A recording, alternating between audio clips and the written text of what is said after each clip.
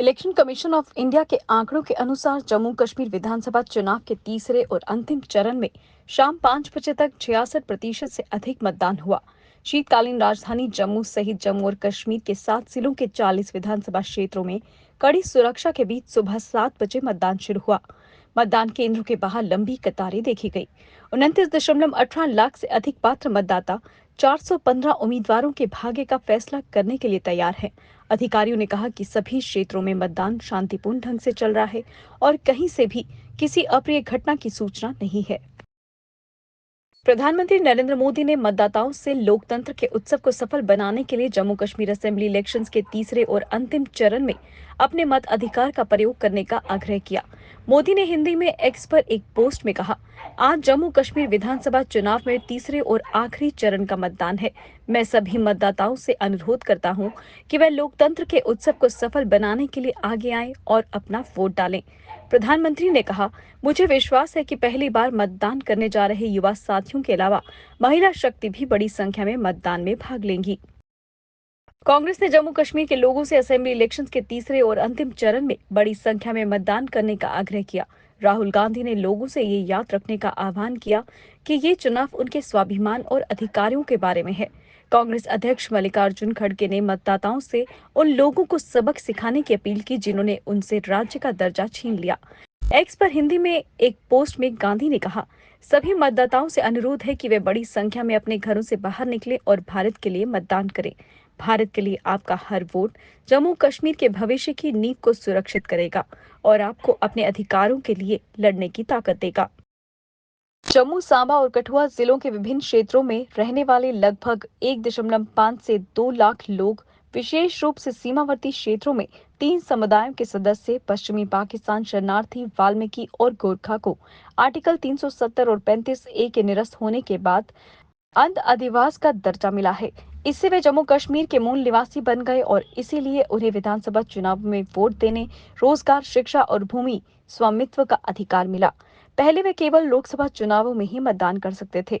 इस वर्ष जुलाई में जम्मू कश्मीर प्रशासन ने 1947 के प्रवास के बाद उनके पुनर्वास के दौरान उन्हें आवंटित राज्य भूमि के लिए WPR परिवारों को मालिकाना हक देने का फैसला किया।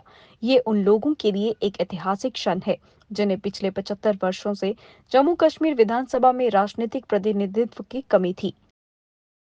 पूर्वी लद्दाख में वास्तविक नियंत्रण रेखा पर स्थिति स्थिर है, लेकिन सामान्य नहीं है और संवेदनशील बनी हुई है। Chief of army staff general Upendra Dwivedi ने क्षेत्र में भारतीय और चीनी सेनाओं के बीच चल रहे गतिरोध के बीच कहा। उन्होंने कहा कि हालांकि दोनों पक्षों के बीच कूटनीतिक वार्ता से सकारात्मक संकेत मिल रहे हैं, लेकिन किसी भी योजना का क्रियान्वयन जमीन पर सैन्य कमांडरों पर निर्भर करता है। चाणक्य डिफेंस डायलॉग पर एक कार्यक्रम में जनरल द्विवेदी ने कहा कि पूरे मामले में विश्वास सबसे बड़ी क्षति बन गया है। उन्होंने कहा, स्थिति स्थिर है लेकिन ये सामान्य नहीं है और ये संवेदनशील है। अगर ऐसा है तो हम क्या चाहते हैं? हम चाहते हैं कि अप्रैल 2020 से पहले की स्थिति बहाल हो। दोनों पक्षों के बीच सैन्य गतिरोध मई 2020 की शुरुआत में शुरू हुआ था। उच्च पदस्थ IPS अधिकारी नलिन प्रभात ने RSN के रिटायरमेंट के बाद जम्मू और कश्मीर पुलिस के महानिदेशक का पदभार संभाला। प्रभात, जिनकी नियुक्ति की घोषणा अगस्त में गृह मंत्रालय ने की थी, ने यहां पुलिस मुख्यालय में एक सादे समारोह के दौरान स्वयं से पदभार ग्रहण किया। आंध्र प्रदेश कैडर के 1952 बैच के IPS अधिकारी प्रभात अपनी नई भूमिका में काफी अनुभव लेकर आए हैं। उनके विशिष्ट करियर में 3 पुलिस वीरता पदक और पराक्रम पदक सहित कई पुरस्कार शामिल हैं। 55 वर्ष की उम्र में उन्हें आतंकवाद विरोधी अभियानों में उनके व्यापक अनुभव के लिए जाना जाता है। उन्होंने पहले आंध्र प्रदेश में एक विशिष्ट नक्सल विरोधी इकाई ग्राउंड्स का नेतृत्व किया था। दिल्ली की एक अदालत ने इंजीनियर राशिद के नाम से मशहूर बारामूला लोकसभा सांसद शेख अब्दुल राशिद की अंतरिम जमानत 12 अक्टूबर तक बढ़ा दी है। उनके वकील ने बताया कि 57 वर्षीय राशिद को अगले दिन सरेंडर करना होगा। राशिद के वकील ने अंतरिम जमानत बढ़ाने की मांग करते हुए एक आवेदन दायर किया है।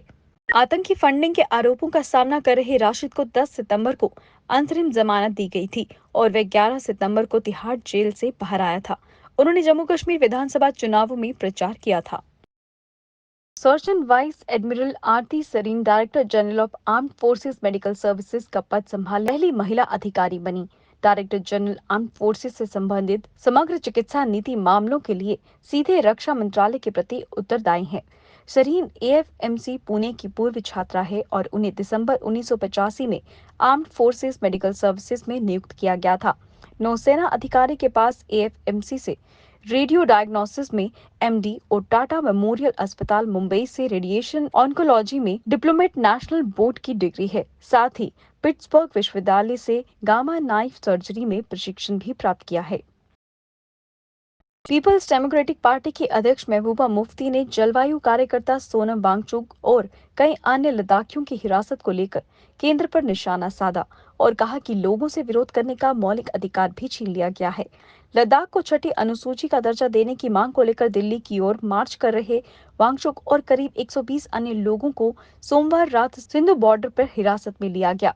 वांगचुक दिल्ली चलो पदयात्रा का नेतृत्व कर रहे हैं, जो 1 महीने पहले लेह से शुरू हुई थी। दिल्ली पुलिस ने बवाना पुलिस स्टेशन के आसपास सुरक्षा बढ़ा दी है, जहां उन्हें रखा गया है।